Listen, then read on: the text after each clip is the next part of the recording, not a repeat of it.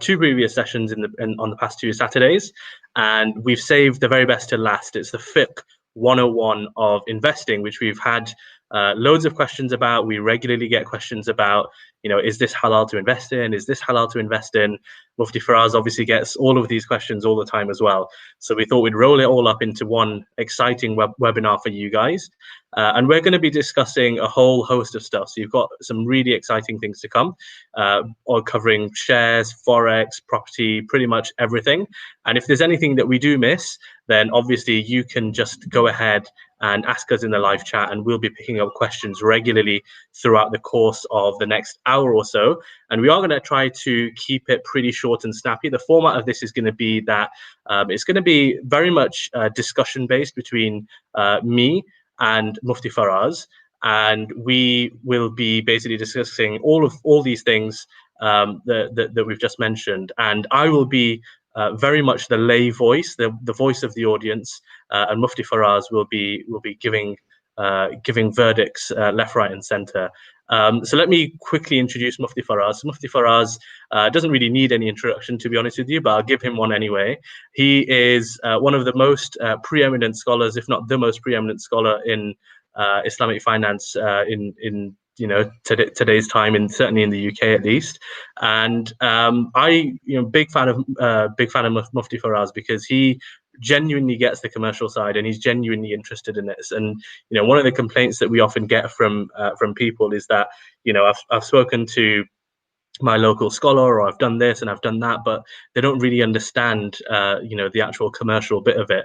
Mufti Faraz, mashallah, he does. We regularly liaise with him on things, and he doesn't need any explaining on the commercial side. So mashallah, he's an excellent person to be doing this with. As for me, I'm Mohsin, co-founder of Islamic Finance Guru. I'm sure you'll know me by now, and you're sick and tired of me, but you've got me anyway, at least for the next hour or so. So Mufti Faraz, what are you most looking forward to then in today's discussion?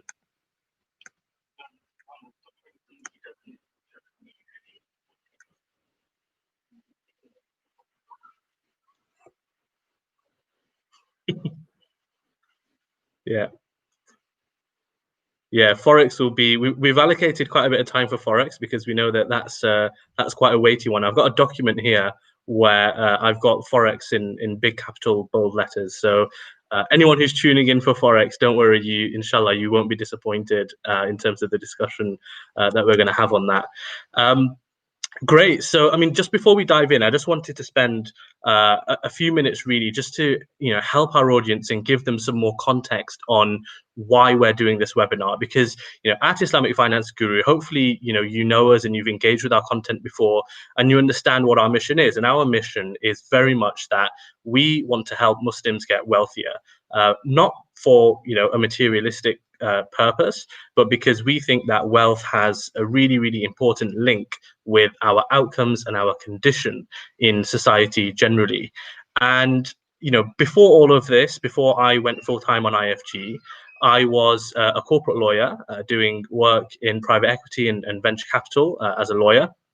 And in all of that time, especially whilst we were making a go of IFG, particularly when we accelerated it last year, trying to figure out whether we could, we being me and my co-founder Ibrahim, whether we could go full-time on it, that was something that was playing on our minds really heavily. And I was regularly making dua about all this kind of stuff. And part of the reason that it was really attractive for me to go full-time on IFG was because it would allow me as a business owner some flexibility. And the reason I wanted that flexibility was not for materialistic purposes or just to lounge around watching football, although that is quite attractive as well. But actually, I really had a yearning to study the deen. My co-founder Ibrahim, mashallah, he has studied quite a lot and extensively throughout his life. But I, for whatever reason, haven't studied formally as much as I'd like to, at least. And although I'm connected with and I'm around lots of knowledgeable people, so I can kind of hold my own and I know what's what, and I've done an Islamic finance qualification too, it's always been a kind of, it's always been nagging at me that I've never really had the chance to properly train and study formally. And when I did go full-time eventually, one of the first things that I decided was that I would use that newfound flexibility to actually just carve out some time and study some Islam properly. So what I did was I enrolled in an alim class. So that's ongoing right now. And the other thing that I did was, well, both me and Ibrahim are doing, is we are studying a book called the Majalla with Mufti Faraz, which is starting in the first week of July, inshallah. And the Majalla is a super interesting book because it's something I hadn't even heard of before. And if you've not heard of it, then you should certainly take the time to look it up.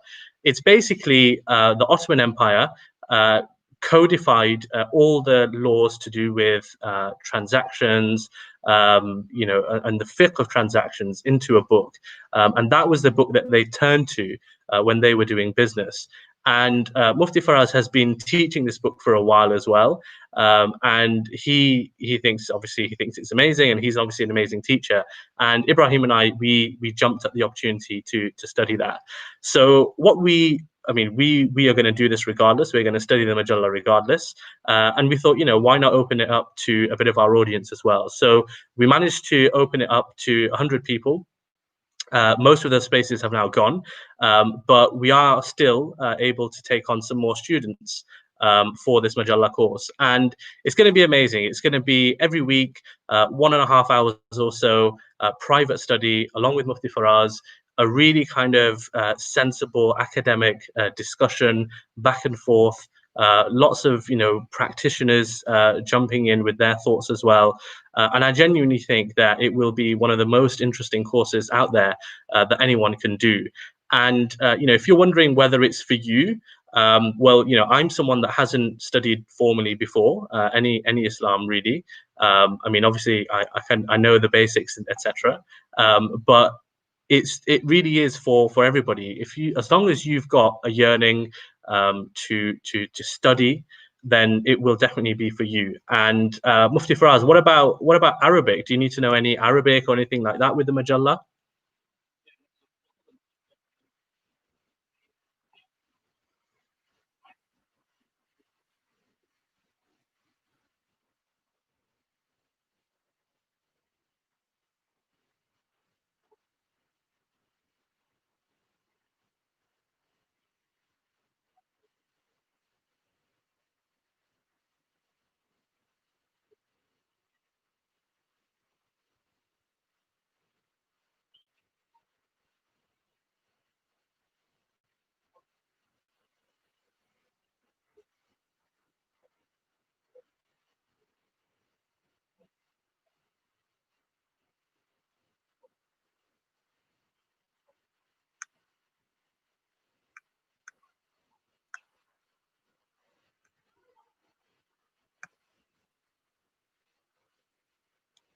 Current practice, right? So, I mean, that's the real objective. The real objective for me is that we can ensure that the theory that we have aligns with the current practice. And if it's not aligning, how do we ensure that it's Sharia compliant? It's those discussions which I find which will be very interesting for us. Jazakallah khair, Mufti Faraz. I think that we've hopefully now I've managed to get you in the stream, but I think for a little while for that, you weren't able to be heard then, but hopefully now you are being heard by everybody. So that's good.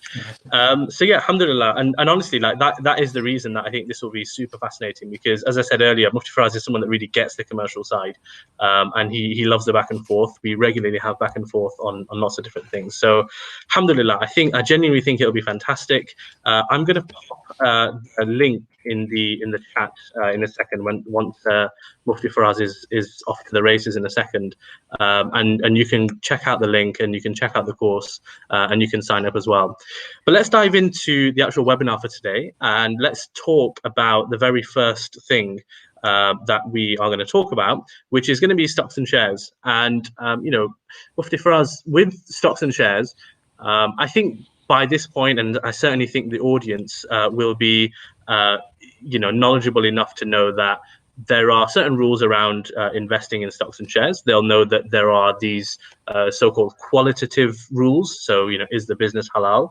And they'll probably know that there are some quantitative rules, like is the debt to asset ratio 33% or less, etc., etc. So, could you just briefly summarize those rules for us, and then perhaps we'll get into a bit more of a discussion around stocks and shares too. No, sure, sure. So, I mean, the jurists and scholars have laid down two types of screening criteria. The first one looks at the core business activity. So, before investing in any equity, the equity or the company that you want to invest in, you need to see what's their business. Are they manufacturing arms? Are they selling alcohol? Or are they a tech firm? You just need to understand what they're doing. If it's something which is not Sharia compliant, then obviously you can't invest in that company. But if the core business activity is Sharia compliant, it aligns with the Sharia principles, then that company has passed the first filter. The second filter, which is more of the quantitative, the financial screening, as we call it, then looks at really what's the impure element or the impure income and revenue in that company. Because there might be a company which is Sharia compliant, but it might have been financed with interest.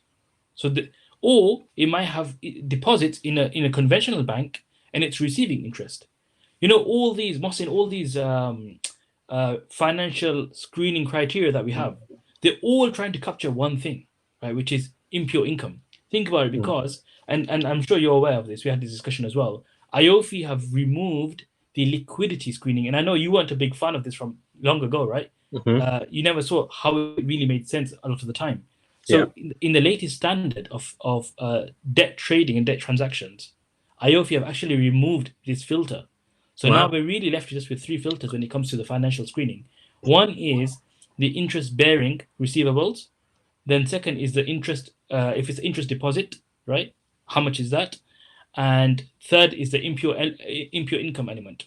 So all of these are trying to capture just one thing: how much interest is a company receiving, right? Yeah. And that's, as many of the people must be aware, that the scholars back in I think the early 1990s, when they sat down to discuss this, they put a threshold of 5%, that the company cannot accrue or earn more than 5% of impure income, whether that's interest or whether that's sales of impermissible goods. It doesn't matter. It captures everything. A company should have less than 5% of impure income. Only then can a person invest. But even then, if a person invests in such equity, you have to purify that percentage which is impure. You cannot keep that amount regardless. Yeah, makes sense. There's two really interesting, there's lots of interesting things, but there's two really interesting things that I wanted to pick up on there.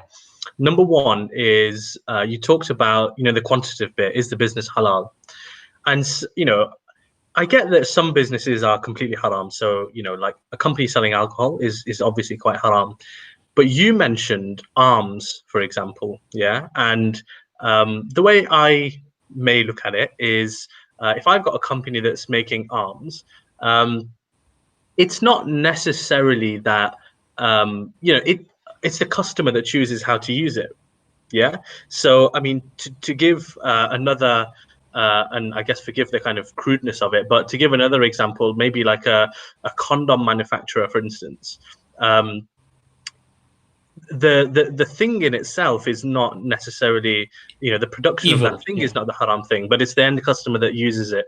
So, I guess there's a slight nuance there, and what's your kind of view on all of that? Yeah, so when it comes to arms, right, the reason why scholars have specifically mentioned this is because there's a hadith on this which prohibits the sale of arms, especially in the times of war, right?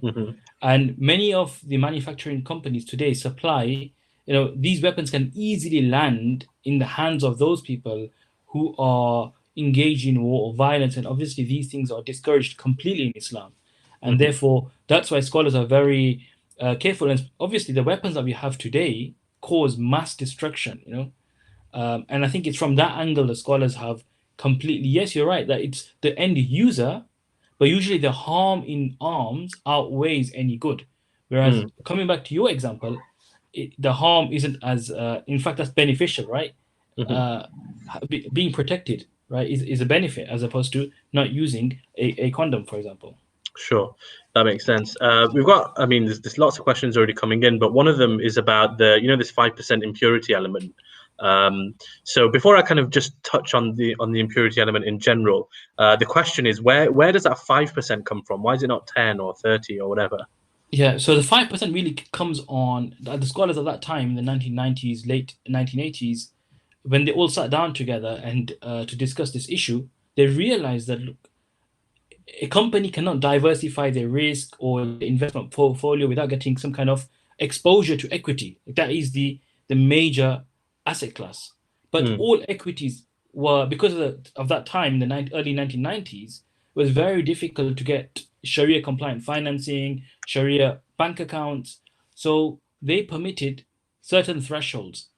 And at the same time, because majority of the companies' equities are out there in the world, there's always some things here and there which might not be compliant. And plus, in the hadith, it's very interesting when the Messenger of Allah mentioned in the hadith that he told the traders and the businessmen that, oh, businessmen, your trade and transactions always have some form of lie or false oaths. So for shubuhu bi sadaqah, he mentioned that what you do is give some charity in a way to kind of cleanse yourselves from these impure elements you've done whilst trading.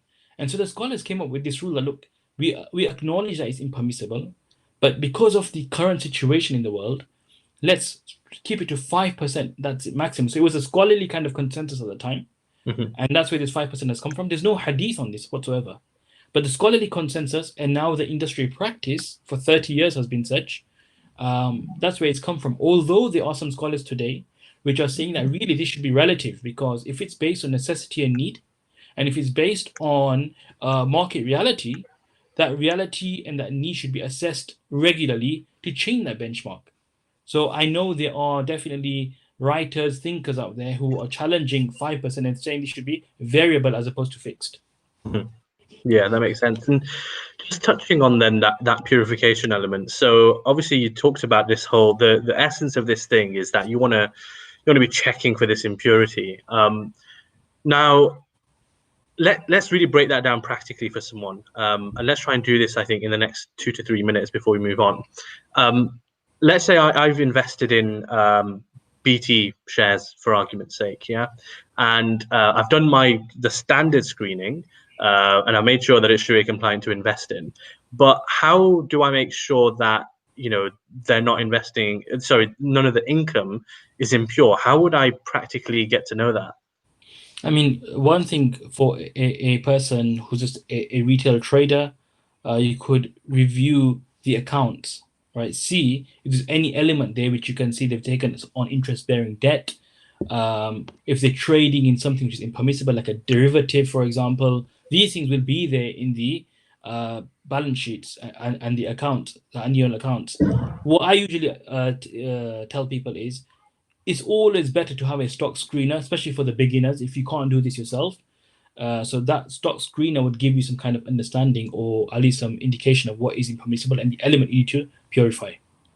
Yeah, agreed. And actually, I get this question a lot.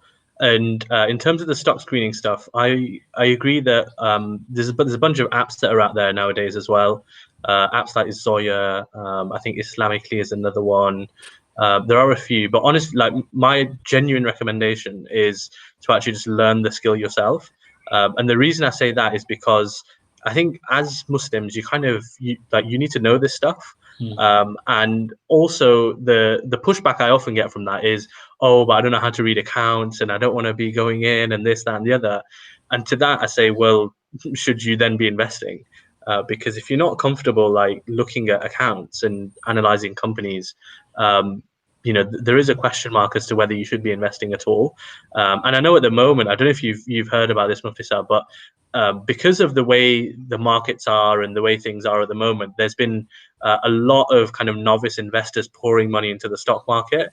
And there was a really unfortunate story of this guy who'd opened an account with Robinhood, and he'd used lots of leverage, and he opened his computer one day and he saw a minus 700,000 balance, and unfortunately then committed suicide. So that's quite a stark example, but genuinely, if you're someone that doesn't really know what you're doing. At best, or at worst rather, just only risk what you can genuinely afford to lose. Exactly, and that's what the Sharia. That's why leverage in of itself, it's not every debt is prohibited, but unmanageable debt is prohibited. So Yeah. if you can't manage a debt and you don't have the funds to service that debt, then to get further debt, it's completely not Sharia compliant. Yeah, absolutely. Let's move on from stocks and shares themselves, and let's talk about funds, because funds come in lots of shapes and sizes, don't they? So, I mean, thinking about this is all within the realm of the stock market, I guess. So we've talked about stocks and shares, which is where you directly invest into companies, and now we're moving the conversation onto funds. And funds are basically, I guess you could describe them as a basket of things. So if you invest in a fund, which is a shares fund, that fund will be invested in, say, 100 or 200 companies in itself. So if you buy a slice of the fund, you're buying a slice of 100, 200 companies. And you get different types of funds. You get shares funds, you get property funds, you get all sorts of funds. So looking for us, what's the verdict on funds? Are they permissible to invest in, or are they not permissible to invest in? Yeah, I mean, just adding to what you said is exactly right. That due to the variance and different types of funds. So you have the listed funds and you have the unlisted funds, right? And the listed funds are those which are traded in the stock exchange, right? So you can buy and sell them during the trading day, Mhm. and they can be, as you said, it could be a equity fund, it can be an ETF, it can be a REIT fund. These are commonly traded daily on an exchange. So they're funds, but they're also tradable like shares. Now, with these, again, it comes down to what exactly are you investing in. So, for example, if we go with a normal mutual fund, which is an equity fund, uh, the only practical way, because it's invested in so many companies, I think it's more or less impossible or near impossible for an individual investor to identify and understand all the companies. Therefore, you should be looking at a Sharia certificate. There should be most of these funds would have like a Sharia advisor, Sharia board, which would review and certify, and that would be sufficient for you and enough for you then to invest. So that comes with a mutual fund, right? Another type of fund is an ETF. Okay. Now, when it comes to an ETF, an exchange traded fund, an ETF is usually a tracker fund. It tracks the performance of a benchmark. That's its main role. But an ETF can be composed in many different ways. Its constituents can be shares, it can be commodities, and also you get synthetic ETFs, which are derivative-based ETFs, purely tracking the performance of a market. Because tracking the market, it's more an ETF is more favorable in terms of taxes, costs, and everything, right? But the goal is to track the performance of a market. So when it comes to ETFs, again, same thing as a mutual fund. You don't want a synthetic ETF. You don't What, want what do we what do we mean by synthetic, Mufti Sab? what we mean by a synthetic ETF is an ETF which is not really holding any assets. There's no assets held in that fund. Hmm. Rather, it's invested in different derivatives like swaps or forwards and futures to mimic the performance of the index it's tracking. Yeah. So, I mean, that's the whole thing in Sharia. In Sharia, from a pure like 101 basis, you have to be investing in an underlying asset. Your money must be converted into something else for that investment then to take shape, right? Whereas up here, what's happening is you're not really investing in any Sharia compliant asset. And that's where the problem occurs. So with ETFs, again, you need to see a Sharia certificate. It needs to be certified as an investment. You get Sharia certified ETFs. Mohsin, give some people might be asking, where can we get them? Yeah, so I was just going to touch on a question that we've got that I've got on the screen right now about examples of Sharia compliant ETFs. So, as Mufti Saab said, like the really key thing is that when you're looking for an ETF, you want to see that that stamp of approval, the Sharia compliant stamp. Now, correct me if I'm wrong, Mufti Saab, but I think what you're saying is that you can get ETFs which are not stamped as Sharia compliant, and they are Sharia compliant. Same applies for funds, and in a way, same applies for anything. You might get something which is halal and permissible, but it's not labeled as halal and permissible.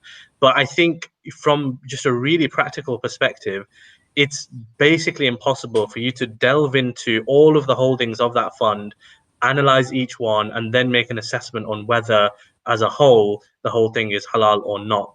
So for practicality, for ease, because Islam likes that, we should look for things which have been certified as Sharia compliant. And if you've got that, then you don't really need to look anything, anywhere further than that, because scholars have done, the hard work for you.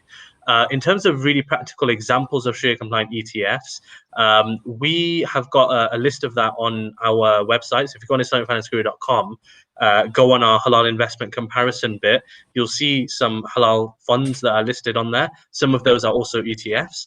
Other examples are, I think Wahid Invest recently floated one on the US stock market. And there are a bunch out there, Oasis Crescent, the Wahid ones. And like I said, if you go on the IFG website, we've got some listed on our investment comparison website engine too. Fantastic. So I think we've covered funds nice and quickly. Let me just check if there's any important questions before we move on.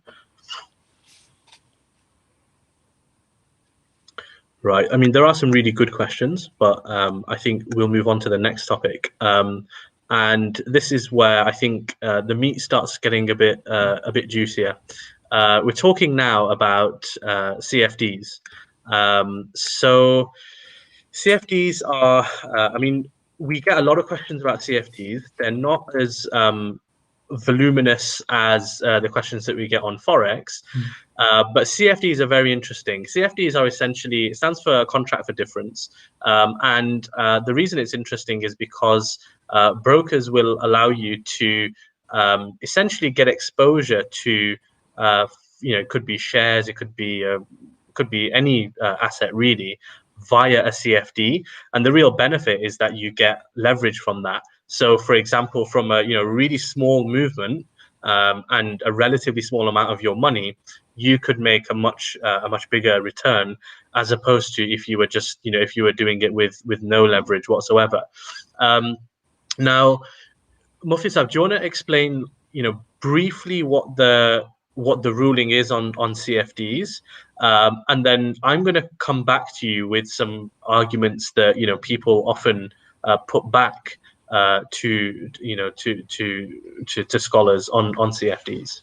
Yeah, sure. So, Mohsin, as you mentioned correctly, right, it's a CFD is basically a position that a person takes, right, on the market, between yourself and the broker, and that's where the term comes from, because it's like you're taking a position, and the price or the net result will be the difference between the closing price and the opening price. That's why the contract is for the difference. The difference of what? The closing and the opening price of the trade. And so that's where the contract for difference name is derived from. And from a Sharia perspective, you're not really investing. There's no investment in any underlying Sharia compliant asset. You're just taking a stake, a position, or a view on the price changes of a certain asset. It can be anything, right? Any underlying, as you just mentioned. And from a Sharia perspective, such a trade is not Sharia compliant. Why? Because it's plagued with riba, number one. How is it plagued with riba? It has riba because you're saying I'm opening a position of £10, and I think the shares will move, £2, right? And it'll be worth £12 as an example, and I'll sell. But then at the closing position, it's gone to £9. So I've lost, right? And therefore, the money that I would have returned, or the money that's being taken by the other party, is different. So there's this inequality in terms of payments, right? The counter exchange, or this exchange, I would owe £1 extra to the party. So more is paid or less is received. There's an imbalance. So that's why riba is created. Secondly, it has a clear qimar, which is gambling, because I'm taking a view on the market and the broker is taking a view. So there's like a zero-sum game scenario being created where the broker is taking a position, I'm taking a position, and we're in complete contrast and opposites, and one party will win, the other party will lose. So that's a clear gambling qimar scenario. And of course, there's gharar in here. The gharar here is that we don't know the outcome of this contract. The contract hasn't even ended, right? And we don't know the net result. And that's why there's gharar within the actual contract itself, which makes it not Sharia compliant. Fantastic. there's an interesting question here about spread betting. So, I mean, spread betting, I guess, as I understand it, at least, is similar, if not identical, to the CFDs element. I think there might be some difference in terms of tax or who it's available to internationally or whatever, but I think they're very similar in terms of the Yeah. actual contracts. The question is spread betting allowed? So I'm guessing the answer to that is no, Muhtar. And the question goes on saying, as there are ways where it does not require any outlay from you, you can just use the funds given by the company. Any thoughts on that, Mufti Faraz? Yeah, I mean, spread betting is again a derivative product, right? You're not getting ownership in any Sharia compliant asset, and this is the key thing. Sharia wants us to take ownership in assets when we're investing. Why is that the case?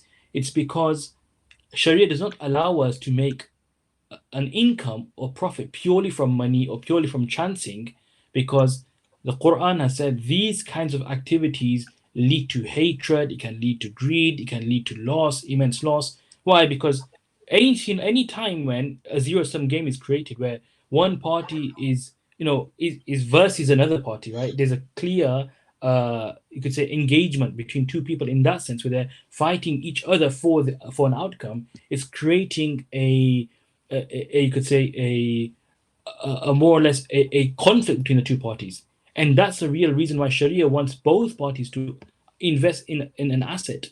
That's why and think about all the Sharia compliant investments. Either you're selling, right? You're trading. Both parties win because you're taking an asset away, I'm taking money away. Or we are investing in a business together, right? We both win if there's capital gain or there's dividend income, we both win. But if there's a loss, we both lose, right? And that's what Sharia only has this scenario where both parties win. It's a win-win or lose-lose. There's no scenario in Sharia which is Sharia compliant where there's win-loss between two exchange parties. And this is what contract for differences, spread betting, you could say options, all derivative products. They create this scenario which the Sharia said creates discord in a society and community. And the Sharia has come to bring the community together. And trading, transacting being a key component for the community and society to meet, greet, interact one another. If this in itself is harboring conflict, of course the community is going to be divided overall. There's not Yeah. going to be harmony. So that's really the wisdom going down why these things are prohibited. Yeah, that's really interesting.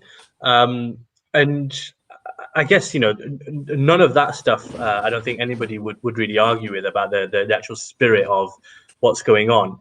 But in terms of, just going back to this question of CFDs and actually trying to get down into the nitty gritty, there is, I guess, an argument that, okay, I'm not investing in something specific. So let's say I open a CFD on Monday when the market is open for I don't know, exposure to Tesla, for example.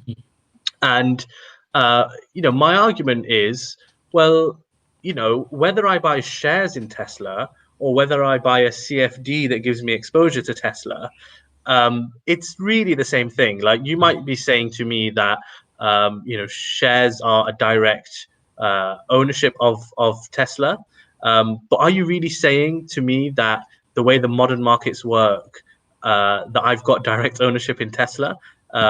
Because whether I own stock in Tesla or not, I can't pick up the phone to like Elon Musk, and I can't rock up to Tesla's factory and say, "Oh, I'm a shareholder. Let me into the boardroom," and all this kind of stuff. So, I guess there's this slight discussion point between how the modern markets work and actually, is everything just a kind of a way of just getting a bit of exposure? Is there any difference really between CFDs and direct stocks investing? Very good question. So yeah, you're absolutely right. Shares, and the truth is, shares do not give you ownership of the assets of a company, right? The company itself owns those assets. The shareholders do not own those assets. And this is from the lens of the law, right? So if you want to read up about this, just read how the law analyzes shares and the assets held in shares. From a Sharia perspective, what we're trying to see is the concept of ownership. What is ownership, right? Really, ownership is rights. It's a number of different types of rights, which the fuqaha, the scholars, jurists discuss as, milkul yad, milkul raqaba, milkul manfa'a. They put all these kind of fancy terms out there. So when it comes to shares, definitely a person has a number of relationships with the assets. In what sense, and why are shares? So look, we have shares, right? We have debt and we have derivatives. How do we draw a distinction between these three types of asset classes, right? Or three types of, you could say, exposures. So with shares, why is it different to debt? Shares are different to debt because in shares you're not obliged to any repayment. Your dividends are not, it's not compulsory unless it's a preferred share, which again would fall under a debt kind of, you could say, a category. Secondly, your capital in shares is not guaranteed, unlike debt. Thirdly, the shareholders are ranked pari passu amongst themselves with the creditors. So shares are definitely different from an accounting perspective. Shareholders are different. Creditors are stronger in that sense. Shareholders are weaker. So there's a difference between debt and shares. Then, if we look at derivatives and shares, like your question now on CFDs and shares, shareholders again have more rights, right? 100%. It's not the same as the ownership that you have in your house, without a doubt, right? If you have a freehold in the property, right, that's different to having ownership in Tesla. But what you do have in Tesla is, some shareholders would have voting rights. You could attend the AGM. You could voice an opinion. You could vote. You have an entitlement to receive gain. And of course, why would a major company like Tesla want all its shareholders to have all the rights? Imagine if I had the same kind of ownership as freehold ownership of my property. Tomorrow I can go into Tesla. Any Tom, Dick, and Harry. There's over 100 billion shares issued, right? Anyone can walk into the Tesla and say, I want to take this, I want to take this, I want to liquidate this asset because I'm a shareholder. How can that kind of market function? It can't function. So the reason why, and this is also understood in Sharia, you can't have such a large operation. And this also goes back to the whole limited liability company kind of structure, its reasons, the whole financing, why it was created in the first place, to create growth in the sector and industry. You can't have a scenario where 100 billion shareholders all have rights to the assets as well. It just wouldn't function. And from a Sharia perspective, all we're looking at is definitely a shareholder has more rights attached to the company, and therefore, although it's not the same as freehold, but definitely it's more than a debt and it's more than a derivative. So it's a new type of equity kind of ownership, equity rights. What we could call as just interests. It's just a new type of interest, and that from a Sharia compliance perspective would then be fine. Yeah, completely agreed. And I think also, like at the really basic level, you could say that Tesla only has so many shares out there in issue, and if you have one of them, then you are a shareholder. And that the rights that are conferred on you are only conferred onto a finite number of people, which is very different from that, I guess, the CFD. And to add to the CFD, remember, CFD is just taking a position with your broker, right? So one person is definitely going to lose, another person is definitely going to win. Whereas when I buy a share, I've bought from the secondary market, the seller has received his money, right? He's gone, he's sold, and I've received the shareholding. There's a clear difference in also the contractual relationships between shares and CFDs. Right. So time is 17:39, and we are going to get on to probably the juiciest topic, which is Forex. So Forex, as we said, gets a lot of queries. A lot of people are doing Forex out there. I regularly get people who don't even know it's. I mean, as we'll discuss, that it's haram, and they're making a living out of it, and so on and so forth. And actually, this can come as quite a revelation for people. So we have to be sensitive around the topic because actually people have made livelihoods out of it, and so on and so forth. But actually, also, what I've seen is that there's it's a strange kind of underbelly as well of people who are making clubs and all this kind of thing out of Forex, and they are selling I guess dreams to people of retiring early and sitting on in the Bahamas with a laptop, earning thousands of pounds a minute or something like that. So let's discuss the fiqh of forex. So I guess in a nutshell, what are your views on forex, whether it's halal or haram, and B, really kind of high level. What are the main problems with it, and then perhaps we can start picking those problems apart. Yeah, sure. So, in one sentence, my view and the view of many scholars out there is that forex is not Sharia compliant at all. Right. The major issue in forex is, look, and forex can be traded in many ways. You have CFDs, you have forex futures, you have forex spread betting, you have forex options, you have spot forex, right? All these are impermissible. There is a forex which is what we call physical FX, which is only there for institutional investors and large companies who are actually doing trade financing, right? So they have Mhm. international trade going on. For them, they can trade in FX, hedge their currency risks that they have, and they can get actual ownership of underlying currency. But for the Yeah. retail market, me and you are retail market, right? We don't fall into the institutional kind of realm at all. For the retail market, I have yet to come across a genuine platform which offers genuine ownership of the underlying currencies. Right? I've Okay. not come across that. Let me just stop you there, Mufti Saab. So what we're talking about here then is that Islamically, and actually I saw a video knocking about, and I think I sent this to you as well. Of I think it was a Mufti Menk video where he was like, yeah, it's all fine, it's all gravy.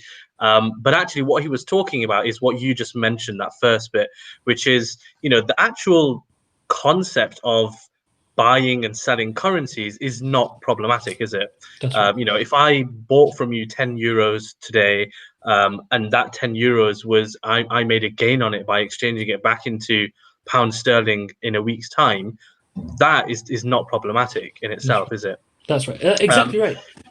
so I guess that's one thing, and I guess what you're saying then is that the things that are open nowadays to people like me and you, with brokers online, what we're saying is that the thing that you're not getting is actual, and it goes back to what we've been discussing, right? It's the actual ownership. Is that the really central issue here? Yeah, that is a central issue. Yeah. So when it comes to what Mufti Menk was referring to and what scholars refer to, they're referring to actual trades with real currencies taking place. That is that can be permissible, and usually it is permissible. There's a few principles there which the scholars mention. When it comes to forex, these markets are we trading. So when you're trading off your phone, whichever app you're using, you're not really buying any currency. You're just taking a position on the movement of a currency pair, right? So you're taking a position that a euro dollar will move in this angle and direction, and that's your view that you're taking, whether you buy long or short, right? Depending what position you take, and then the outcome is whatever the outcome is. So in forex, you're not really buying any currency pair whatsoever. And the reason why I know this is because I wrote a research paper on forex. It's a detailed paper. It's available online.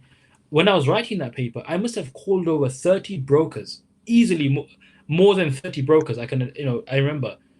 I called every single broker asking them, tell me how your forex works. And I would ask them, do I get ownership of the underlying currency? They would laugh. They say, of course not. Don't be Who's going to give you? ridiculous. Yeah, don't be ridiculous. Who? Nobody. And they said to me, nobody wants ownership. Yeah. People want to trade. It's day trading. It's like within 2-3 hours. Nobody wants, and that's why it's rolled over. It's continuously rolled over, and interest Mm. is earned because the Yeah. idea is for you to not hold on to a position long enough, Yeah. right? So the whole market is not geared and delivered for you to get ownership of a currency. And people out there watching, just phone a few brokers, honestly. If you want to know how it works. And the thing is, many of them will not tell you because if you start digging into too many questions, they think, why are you asking these questions? So Yeah. the way you pose your questions also has an impact. Yeah. I mean, on that point, because I guess part of the problem with forex is that it sounds very glamorous, right? Buying and selling currency sounds very glamorous, and I think people in a way get caught up in that. But I wanted to run an example by you, and I wanted to see if there's a similarity between forex and this example that I'm about to give you. I don't know if you've seen it, but there are, I mean, it's like it's a betting thing basically, but they class it as like the football stock market. So they say, you know, you can buy Lionel The football Messi player, for, yeah.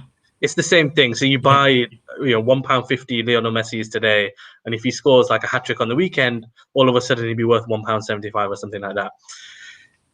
My question to you is that like a fair analogy with Forex? Because in the football stock market example, I'm buying, I'm just wanting the value to go up and down, right? Yeah. I'm not, I know I'm not getting ownership in Lionel Messi. Yeah. And the same thing, I think it sounds like, is happening in this Forex example, where all I'm really interested in is making money and making sure that the difference goes the way that I want it to. If I'm long USD, then I want, you know, I want it to go that way.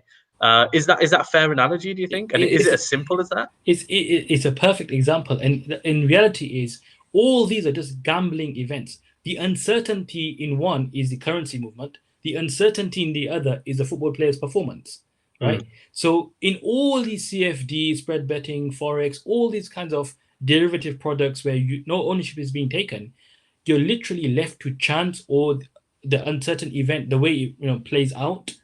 mhm. And that, from a Sharia perspective, is chancing and gambling. That both Yeah, parties are taking a view on something. Nobody knows the outcome of which. It'll be one way or the other. So one person will gain, the other person will lose. And that's completely different to a trade and investment, where it's the underlying performance of the asset which will determine the outcome, right? Which you have ownership in, right? So yeah. it has correlation to your ownership. So that's the key difference. And it's right. This football share stuff is also completely not compliant.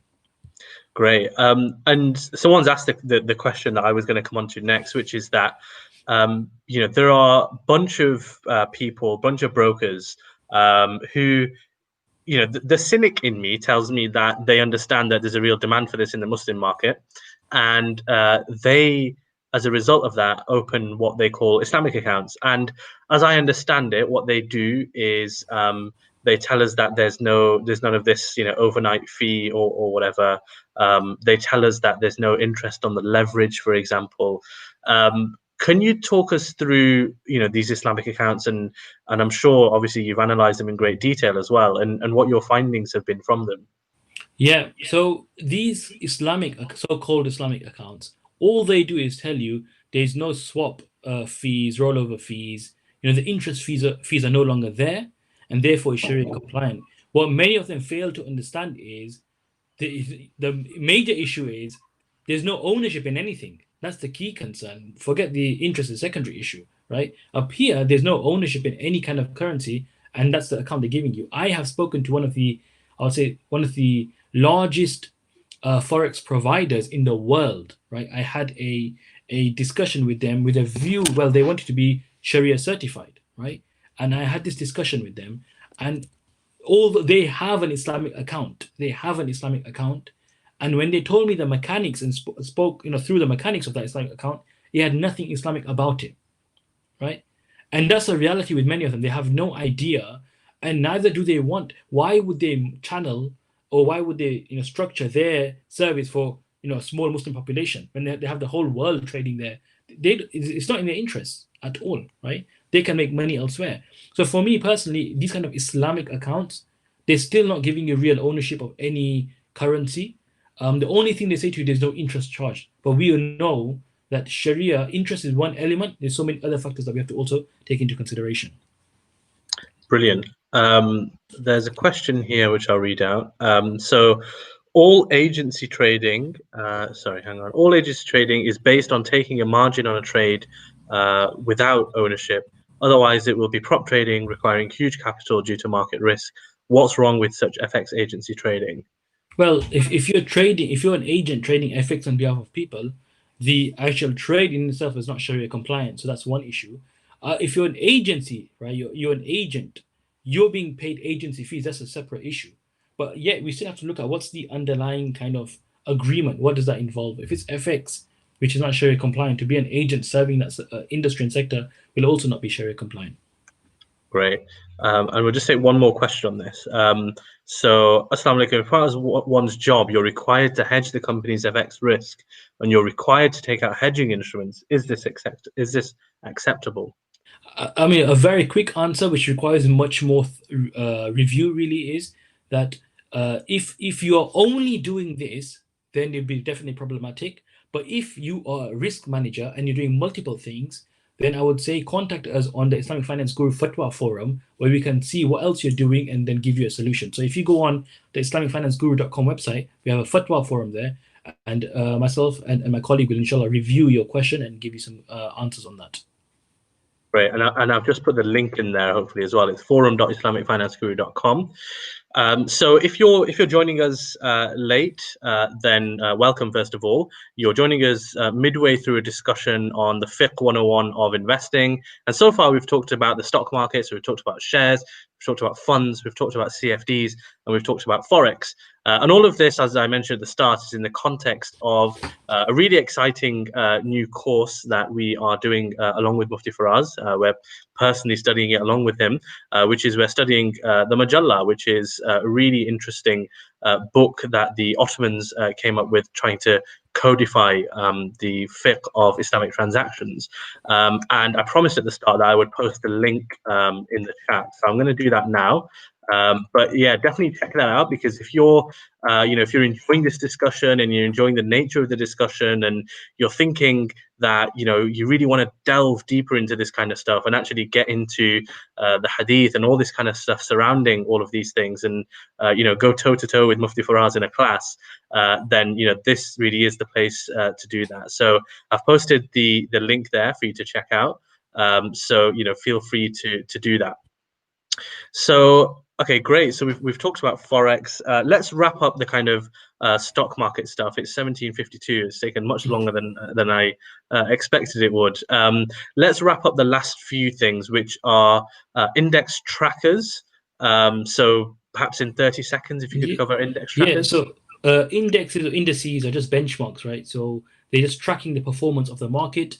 Again, you can't directly buy an index because that's just a benchmark. You have to buy something to track that. So you either you buy an index fund, get exposure to an index fund, or you buy an ETF to track.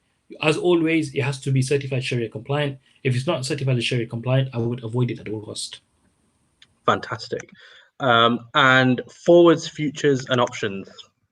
Forwards, futures, they're very similar. One is a forward contract is just a private agreement. A futures agreement is a standardized agreement, which is traded on the exchange. The other one is OTC. But in essence, they are just bilateral agreements and to exchange something at a future date.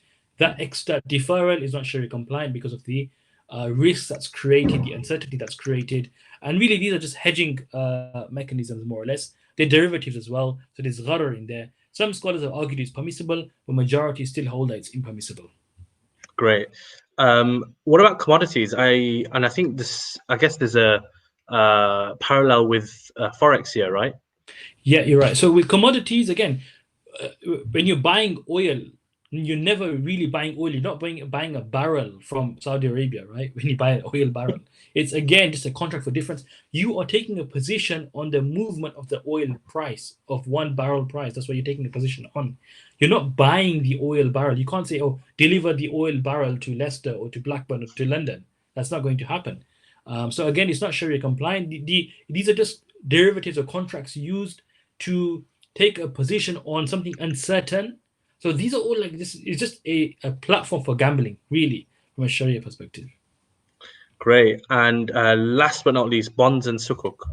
Yeah, bonds are interest-bearing loans. You get corporate bonds, you get government bonds. Government bonds known as gilt. Corporate bonds you have, which companies issue. Again, because there's interest, you're paid. Depending what type of bond it is, the coupon will be different. Upon maturity, you'll be paid back your capital. So that's why it's not Sharia compliant. Very, very simply, it's just a loan with interest. When it comes to sukuk are the alternative to a conventional bond. They are structured in multiple ways. You can have an ijara sukuk, which are probably the most common types of sukuk, which are lease-based sukuk. They are Sharia compliant. There's many other forms of sukuk. Most of the time, it's a requirement for a sukuk to have a Sharia advisor, scholar, or board to certify and review before it's issued. and therefore usually sukuk are all Sharia compliant. But do make sure that you understand the structure and you've seen the Sharia certificate before proceeding with an investment. Amazing. Thank you for that quick fire round, Mufti Saab. That was really good. Uh, it's all kicking off on the chat. Muhammad Ashik is asking us to make dua that he becomes a billionaire. To which I say, why do you want to become a billionaire? First of all, before I start making dua for you. Ibrahim has asked for a shout out. Presumably he's lying down relaxing after 2 weeks of hard work. So Ibrahim is he's loving life at the moment, I would imagine. Fantastic. Okay, look, let's move on and try and whiz through a few more topics that we've got. So the next topics that we're going to talk about relate to, firstly, pensions. Then we're going to talk about property. Then we're going to talk about private equity. Then savings accounts, and then we're going to finish off with crypto. So we've still got actually quite a bit to get through. So, Mufti Saab, let's talk about pensions, which is not an exciting topic, and a lot of people, start yawning when we talk about pensions. But from my perspective, and like from an IFG perspective, we are always telling people to focus on their pensions, because just like from a purely commercial point of view, given the way that the legislation is set up in the UK, at least, it is an absolute no-brainer, because it's free money from your employer. And actually, if your employer is anything like my old employer was, and many employers are across the country, they actually go above and beyond their legal minimum requirements. So you can actually end up through putting in, I think the minimum nowadays for an employee to put in is 5% of their gross. But for that, your employer will put in, I don't know, 5, 8, 10, 12% on top of that, which is absolutely phenomenal. So it's really important, I think, as Muslims, that we get a handle on workplace pensions. And the first thing that I'll say, is that, and I'm sure you'll probably cover this actually, is that you need to make sure that your workplace pension is invested into something that is halal. Don't just accept that it is halal. And don't accept that it's just haram. I see a lot of brothers and a lot of sisters saying, "Oh, I don't know what it is, and therefore I'm not going to do it." So, can you perhaps talk to us about really quickly, the mechanics of how a pension is invested, and then maybe I'll touch on practically what steps people can take to make sure that their workplace pension is halal. Yeah. So you have two common types of pensions. You have the defined contribution pensions, which are offered to those in the private sector, and then you have a defined benefit pension, which is more for the public sector. So when it comes to defined contribution pension, you can actually choose the fund that you want to invest to. The company would have a default kind of fund where the funds are invested, but then you can definitely choose where your investments are made. Now, there are many different types of funds. You can have a property fund, you can have an equity fund, you can have a diversified fund, a mixed assets fund, you can have a bond fund or fixed income fund. There's loads of funds out there. From our perspective, from a Sharia perspective, you need to look for a Sharia fund.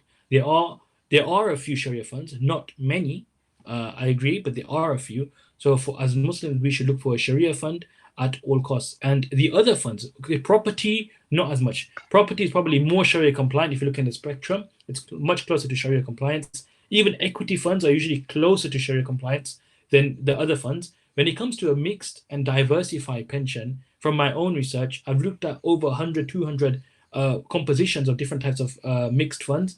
I could say there's a high non-compliance risk with mixed and diversified funds. There's a really high Sharia non-compliance risk. So anybody who has a diversified pension or mixed asset fund pension, I would say, be very careful and concerned about that. Likewise with bonds and gilts, this is obviously purely fixed income instruments which are not Sharia compliant.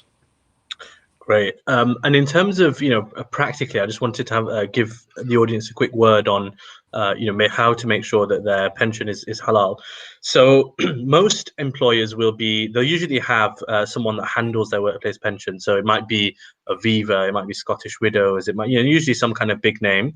And they have, within that, they have funds in which you invest, or you kind of choose, I want to go aggressive, I want to go moderate, etc., etc.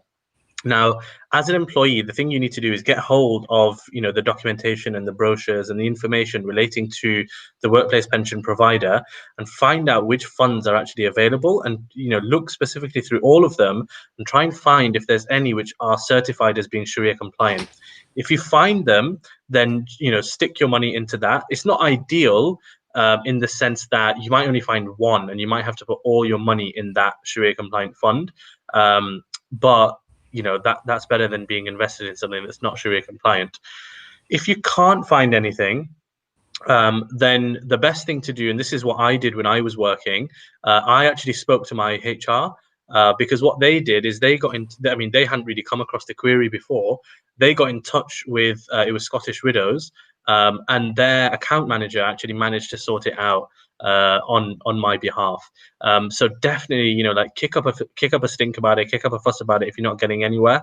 And if you want some help on that, then do get in touch with us at IFG, because we love helping on this kind of thing, and we think it's really, really fundamental that all employers are actually doing this kind of thing. And it's really important as Muslims that we actually we talk loudly about this, because if we don't make our needs heard, then nobody is going to cater for it. My experience is that actually employers are more than willing to do these things. They just need to be kind of handheld through the process. So that's pretty much pensions. Oh, and specifically, actually, one question we get a lot, Mufti Saab, is the NHS pension. Is that halal? Yeah, so the NHS pension is a defined benefit pension. It is permissible for a Muslim employee in the NHS to be enrolled to their pension. It's just purely deferred income which you'll receive upon retirement. Great. I'm just going to have a quick look through the questions. So I've got a question here about the course that we were talking about earlier. So regarding the course, is it a course just about what is halal and haram without any critical thinking? No, so this course is purely critical thinking. I'm not the kind of person, I don't like talking rules, right? This is halal and this is haram. Sharia is all logical. For me, the way I understand Sharia, it all makes sense. So if anything is not permissible in Sharia, there should be a manifestation reason why it's not permissible. If something is permissible, there's a clear benefit. That's why Ibn Taymiyyah rahimahullah mentioned that Sharia has come down to benefit people, for utility, has complete benefit, and to perfect that which is beneficial. And it's come down to prevent that which is harmful. And so we should be able, the course will be able to help us navigate that which is beneficial and that which is harmful from a really critical, logical, holistic way. So we're not just looking at rulings made 1,000 years ago. We want to see how those rulings have evolved, developed across time, how they're manifested today. Fantastic. A question from Anwar: where a Sharia compliant pension isn't available via the employer, is it permissible to contribute towards a non-compliant fund and then to transfer to a Sharia compliant pension at a later date? Let me first give a bit of color, and then I'll let you come in, Mufti Saab, on that. So first of all, do what I said about kicking up a stink, because it's actually quite rare that there'll be no Sharia compliant fund available for you. So that's the first thing. Secondly, I actually had a think about this when I was working, and I spoke to Scottish Widows on this. What they said to me was that you can take the employer contribution, and obviously your contribution as well, and you could transfer it out into your own SIP. So if you open a SIP that belongs to you, you can get the employer contribution into the workplace pension. And they said to me, this is Scottish Widows, but obviously do your own checks and stuff. They said to me that as long as you keep £2 in the workplace pension, then it would still kind of stay alive and kicking, and the monthly contributions would come in. So that was going to be my next port of call if I didn't get anywhere on the Sharia compliant bit. I don't know if you've got anything to add to that, Mufti Saab. That's a very reasonable and wise thing to do. Fantastic. Right. In the interest of time, let's keep cracking on. This one should be quite straightforward, I think. It's all about property. So, I mean, obviously, I don't think we need to talk about straight cash purchases. That's quite obvious. Leverage purchases, presumably, Sharia compliant mortgages, yes. Conventional mortgages, no.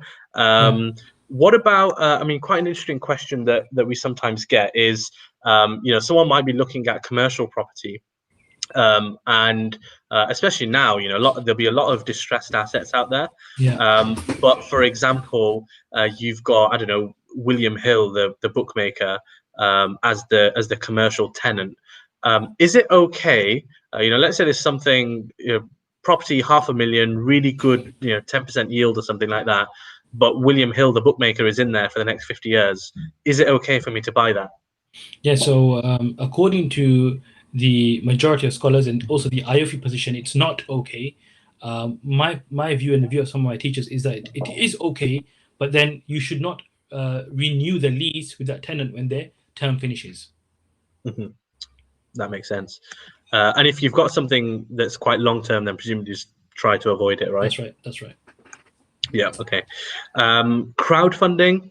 Any thoughts on crowdfunding? To be honest, there's so many different types of crowdfunding. There's debt-based crowdfunding, reward-based, equity-based, purely donation-based. So majority of crowdfunding models and structures are okay. The one which is problematic is the interest-based, where you're just giving a loan and you paid interest on it. Crowdfunding for property, it's usually okay. Again, this is terms and conditions. And just making sure the structure is compliant. Usually, they would have some kind of Sharia scholar, Sharia advisor, just reviewing the contracts and certifying that they're okay. If they're not, then just reach out to somebody, a scholar, just to double check. Awesome. Great. I think we've covered property quite quickly as we expected. Right. Let's talk about private equity, because I think that's quite an interesting one. So first of all, let me just explain quickly what we mean by private equity. So I mean, in theory, at a really basic level, private equity, you could say it's the opposite of public equities, which is the stock market. But in essence, it's kind of putting money and getting in return any, I guess, private shares. So, for example, it could be me investing in, the grocery shop down the road. That's a form of private equity.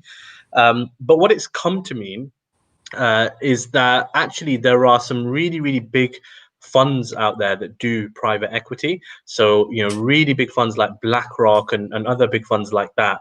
What they do is they've got, they manage like multiple billions of dollars. And what they do is they try to find interesting, profitable companies that can be, they can come in with their capital and with their expertise and actually really grow that business. So, it could be something which could be rolled out globally. It could be something which basically they just want to go to that next stage of growth. And then what these funds do is in 5 years' time, they'll be looking to exit their position. So they might take an initial like 20% position in the business. They'll be looking to grow the bottom line of that business, and then they'll be looking to exit that position either onto another fund or to another buyer or whoever that might be. And that's actually what private equity has come to be known when people talk about private equity. And another form of private equity is venture and venture capital, or what you might know as investing in startups. Because remember, startups are just companies. And the reason that we talk about private equity and venture capital in different ways is because private equity has come to mean very much buying into profitable businesses and making them bigger, and venture capital has come to mean really taking a risk on small, very early stage companies, and seeing them through to hopefully profitability and beyond. So think about your Netflix and your Uber, etc., when they just started out as two blokes in a bedroom type thing. So Mufti Saab, private equity is a big blanket term, but how do you kind of see that whole area in terms of Sharia compliance? So maybe starting off with the basic example I gave of me just investing in my mate's grocery shop. Yeah, I mean, it's very difficult, and it's not as straightforward as a listed company. Again, when we apply the filters of the equity screening, we'll have to see what the core business is. That because you're getting equity here, so you'll have to see what the core business is of the company, and then whatever understanding you can get of their financials, right? You have to get some form of understanding for the financials.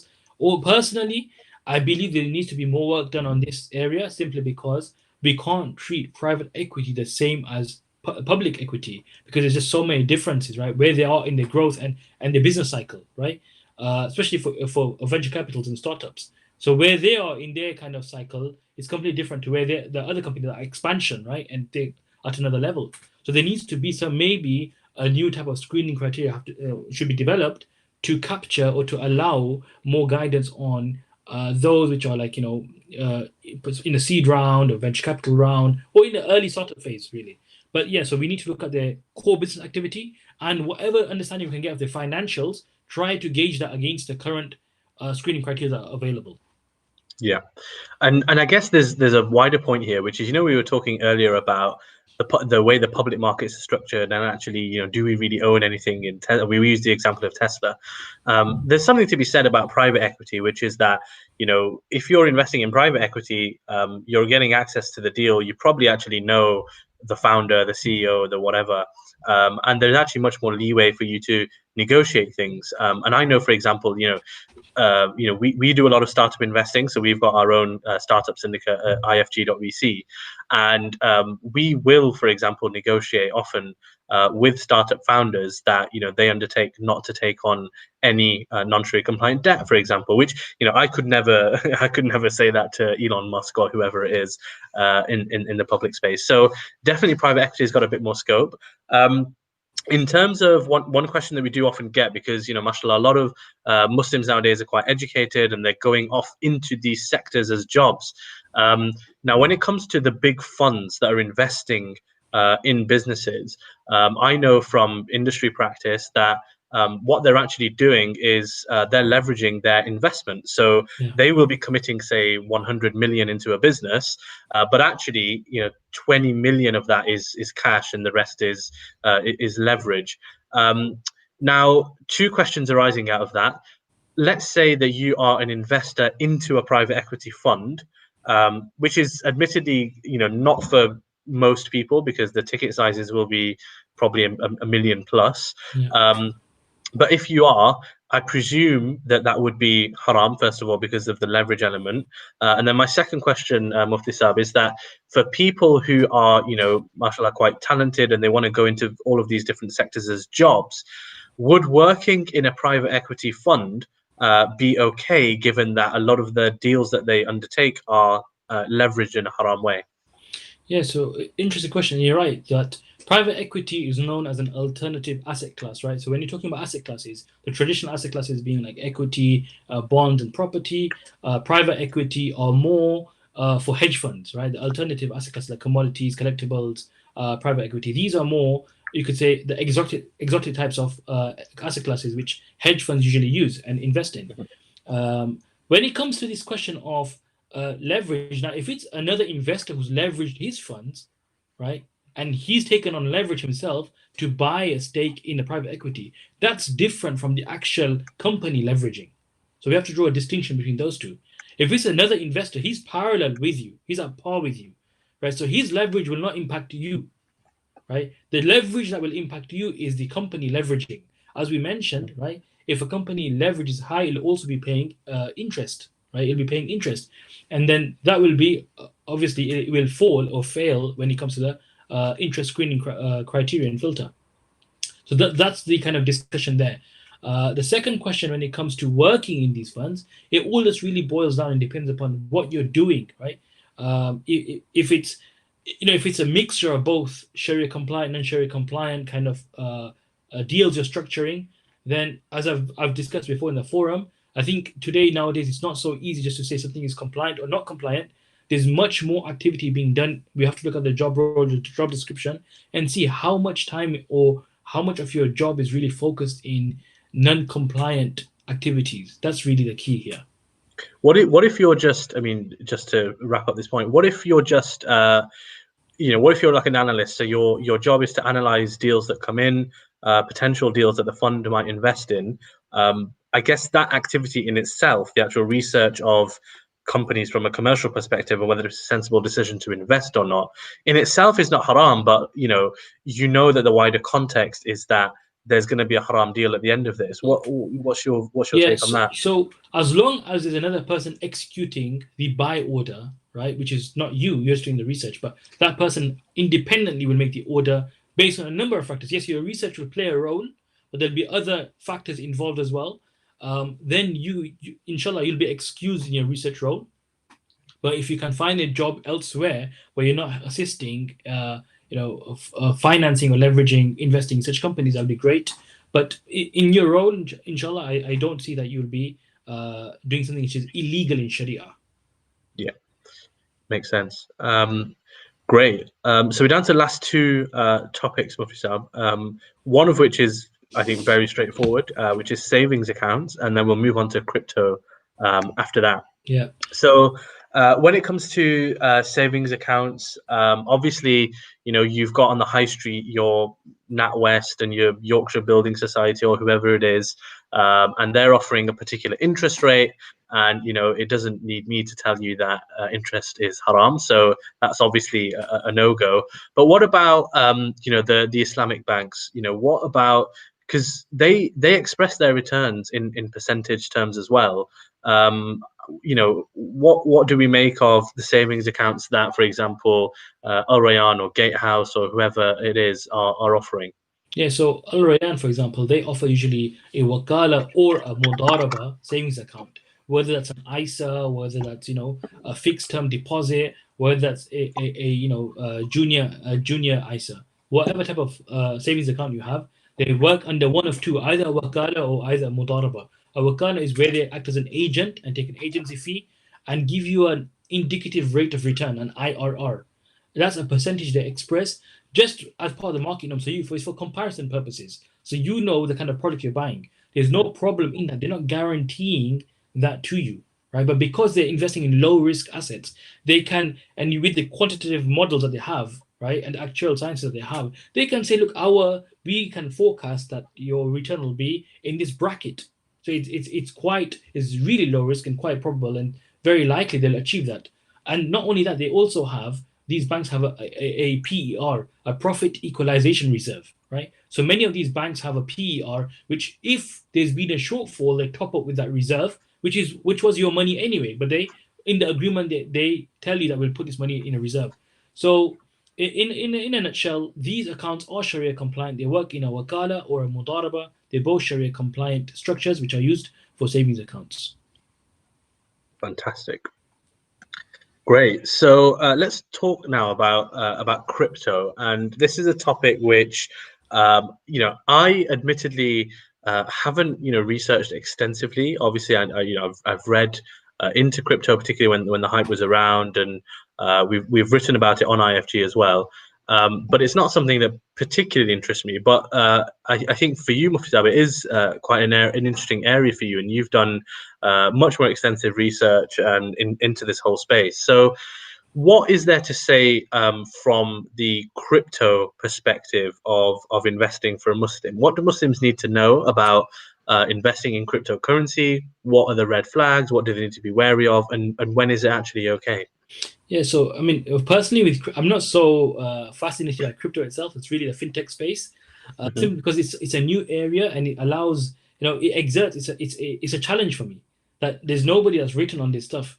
Let me see if I can try to be of service to Islam, the Muslims, by researching this stuff, writing this stuff, and it's really like it's something which I enjoy doing. So the whole fintech space, whether that's crypto, other forms of tech, I really enjoy. So when it comes to crypto, I've written a number of research papers which can be found online, but really this is still in its infancy. Scholars have not written much on this. What I have done is I've written a screening criteria. I've developed a screening criteria with a company in Bahrain, the Sharia Review Bureau.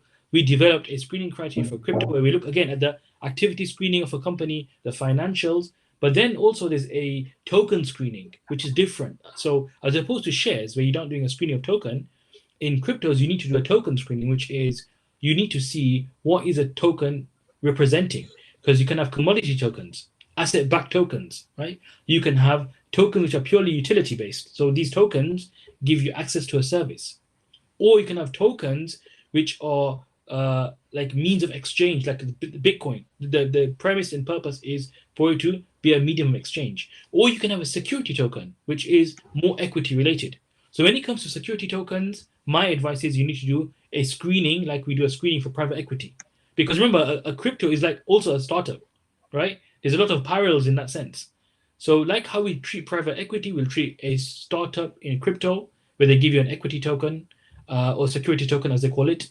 But when it comes to the other types of tokens, you don't really need to do a in-depth financial screening. What you need to do is a token screening and a business screening just to ensure that you are involved in something which is Sharia compliant. Just right now, I'm reviewing a blockchain.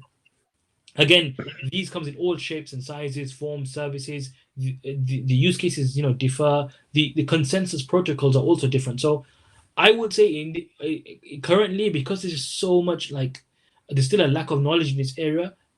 Be very careful. Make sure you've read everything. And if you don't understand something, then the place to go to is a forum on Islamic Finance Guru. Inshallah, will assist you and help you in identifying what's Sharia compliant and what's not. Brilliant. And just in terms of the practical bit of crypto, so I mean, let's take the most well-known one, which is Bitcoin. If I wanted to invest in Bitcoin, what because it's a bit like shares, right? You can buy the actual thing, and there are loads of products out there that allow you to get exposure to the thing. And we've talked about before how you need the actual thing. So how is it right that we treat crypto the same way that we treat shares? So you need to make sure that you're actually buying the Bitcoin rather than, for example, exposure to the price of Bitcoin. Is that right? Yeah, And it's right. So Muslims need to be careful of that. I mean, it's different to shares because remember, shares are a right to equity, right? If we put it that way, and that's why we have the screenings, the equity screening. With crypto, there's different types of crypto. So some cryptos are just tokens which give you access or utility. Now, of course, if you have not invested in the crypto itself, but and you do get derivative cryptos, by the way, right? So if you're investing in a crypto which is a derivative, you will not have the utility of that token. All you'll be exposed to is a price risk. That's all. So if you really invest in a crypto, you'll get also the right to use that crypto on its platform, on its network, or wherever it is in a blockchain. If it's purely a means of exchange crypto, it's like a crypto, what I call cryptocurrency. So I don't use the word cryptocurrency. Crypto asset is a global umbrella term, and cryptocurrency is the specific type of cryptocurrency or crypto which is used for as a currency, right? So a Bitcoin is a type of cryptocurrency like Litecoin, like Dash. These were made to serve as medium of exchanges. Now, the only utility is buying and selling. So if you'll have this in your private wallet, you'll have access to use and spend your crypto. You can go onto any website. For example, today, this Ramadan, some charities globally were accepting Bitcoin. So you actually have ownership because you can spend that cryptocurrency, right? Mm-hmm. You can use that cryptocurrency. So that's what makes it different to a derivative and what makes it different to shares. Great. So the rule of thumb then for Muslims is that you can invest in cryptocurrency, but you need to make sure that whoever you're doing it with, and to be honest with you, I don't know the providers that well, but I think there are a number of wallet providers. But the litmus test, it sounds like what you're saying is that are you actually able to get ownership of that thing and then spend that currency? Spend, use, try, just depends which token it is. You have to be, but it's to be honest, at this stage, it's still very early. You have to be very careful. There's no regulation on it as well as such. That's what makes it so like murky, right, and unclear. So the regulation will be coming in definitely, right, within the next 5 years, and that regulation which will make the industry clearer and more sound. Brilliant. I do want to wrap up, and I do want to come on to one very last question, which is about day trading.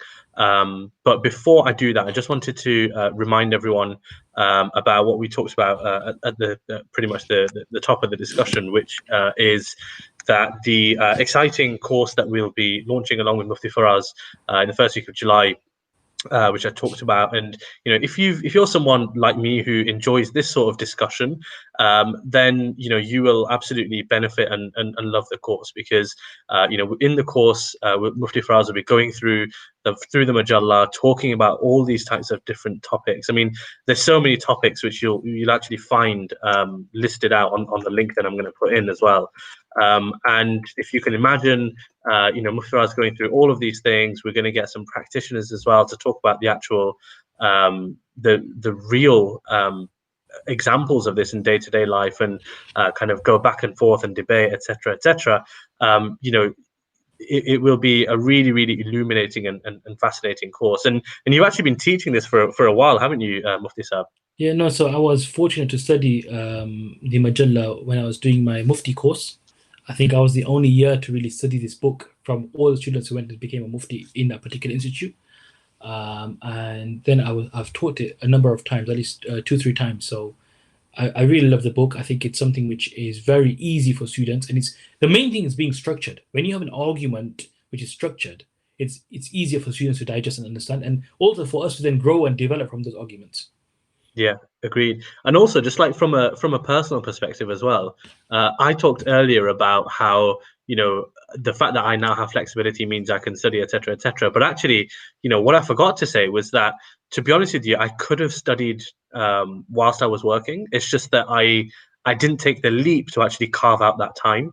And because this is going to be a regular scheduled class every Friday, you kind of have to force yourself to take that time out. And if you can't attend live, you can't attend live. Things get in the way. But at least you'll always have the recording, and you should make a commitment to yourself to actually watch that recording. And it's going to be a 2-year course, so it's not a joke. It's this proper serious study. And if you're someone that enjoys these sorts of discussions, these lively debates, and thinking deeply about all of these topics and the spirit of Islam, then definitely the Majalla will be this course on the Majalla will be super interesting for you. So Javid's got a question about, are there any prerequisites for the course? I must admit that there are some technical terms that I don't fully understand in today's session. Brother Javid, to be honest, the way I'll teach is I want to develop the students. I want the students to, all the technical terms will have a glossary for them. They'll be all covered in a glossary. But then really when we discuss them, they'll be explained. Each term will be explained and broken down. And the idea is for everybody in the group to develop together. I'm going to start from a novice amateur and build the students. Together we all build, right? That's my focus and goal. It's not that I'm the teacher here. There's actually a number of teachers up here. I'll be a student at the same time, and there'll be many teachers. We have practitioners, we have other scholars who'll be joining. We'll have lecturers, we have people who are experts in banking, in law, in finance. So everybody will be learning together. But what I can say with almost certainty is by when you leave these 2 years, you'll be well ahead in terms of understanding Sharia, in terms of understanding good banking, in structures, financing, law. All these things will be fused together in this one course over 2 years. So I have no doubt you'll end up, and I think it's it's exponential growth in such a short time because of the exposure you have to such great people in that program. So don't worry about having there are no prerequisites. The only prerequisite is you have commitment, as Mohsin has said. You've got the desire to learn. That's all that is required.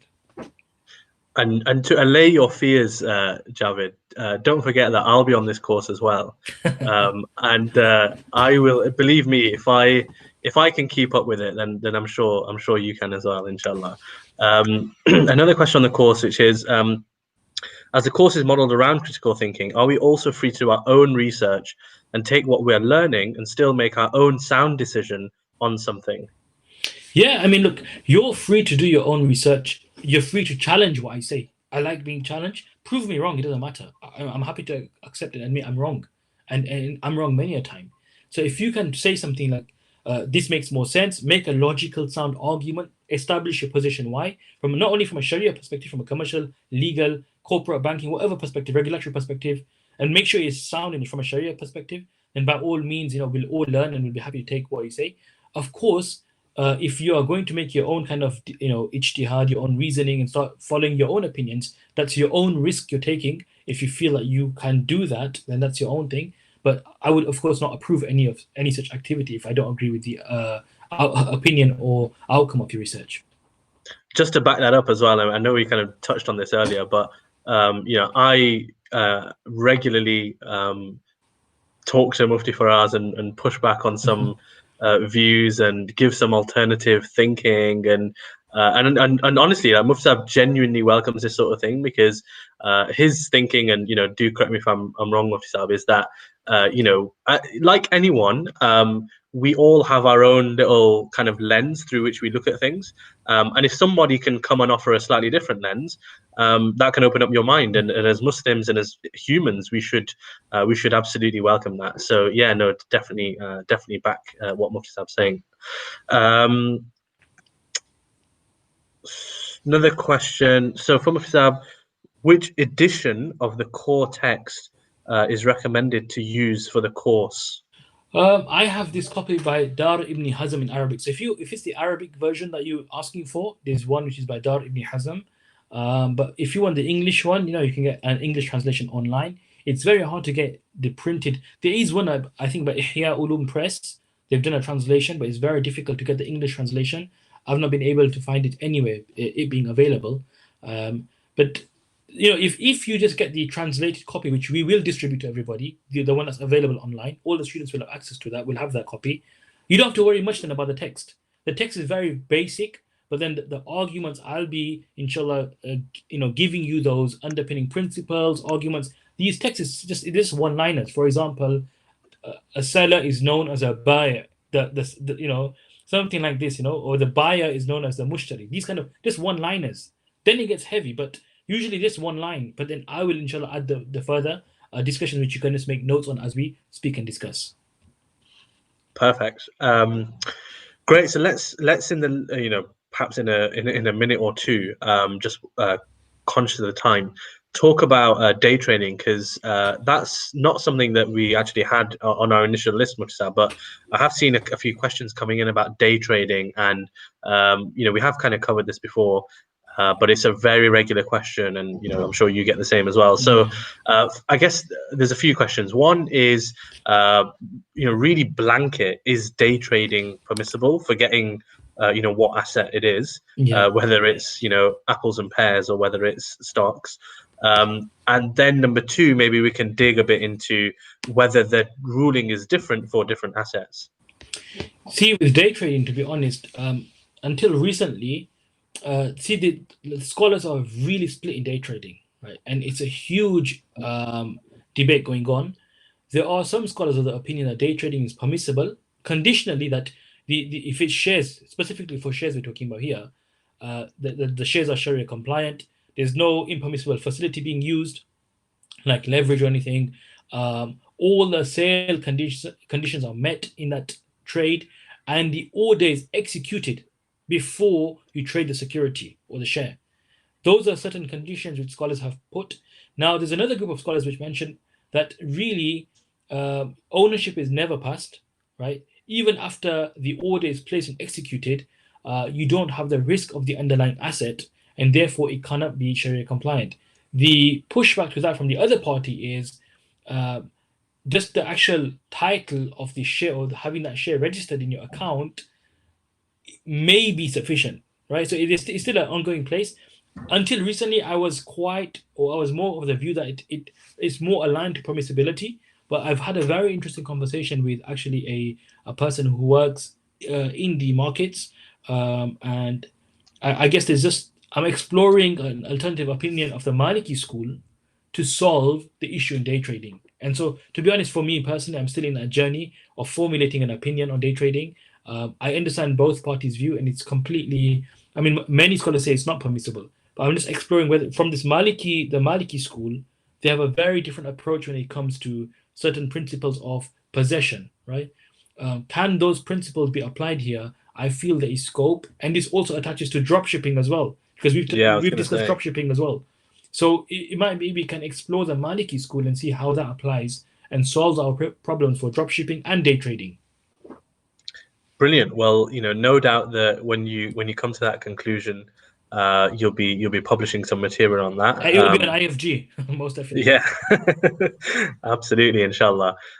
Brilliant. Well, look, that brings us to the end. It's been, thank you so much, Mufti Saab, for entertaining us in our questions over the last hour and a half, with some really, really interesting insights. And honestly, like it's such a privilege, to be able to engage with scholars in this way.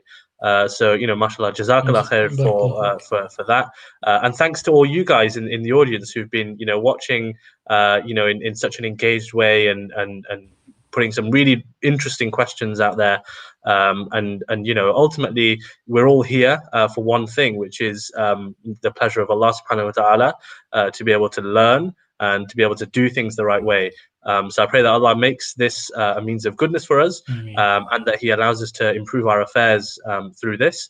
And I've posted the link up for the course that I've been mentioning a few times now, and that will start in the first week of July, inshallah.